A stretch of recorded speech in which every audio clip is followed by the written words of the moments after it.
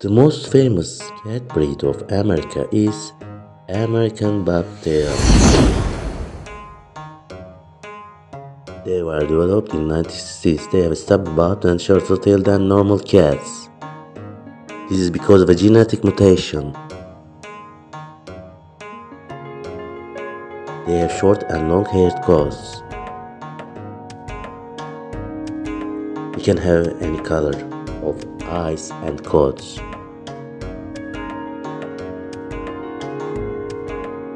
People said that bobtails are the result of a crossbreeding between a tobby cat and a white bobcat. The name of the male was Yodie, and he was mated with a silver siamese female to create the American Bobtails. Unfortunately, the early bloodlines have died out. In 1989, the breed was recognized by the International Cat Association TICA.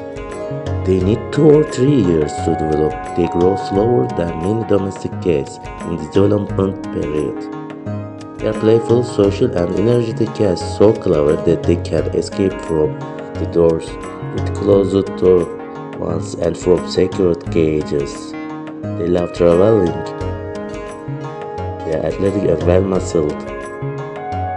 They look like wild, but they are so friendly.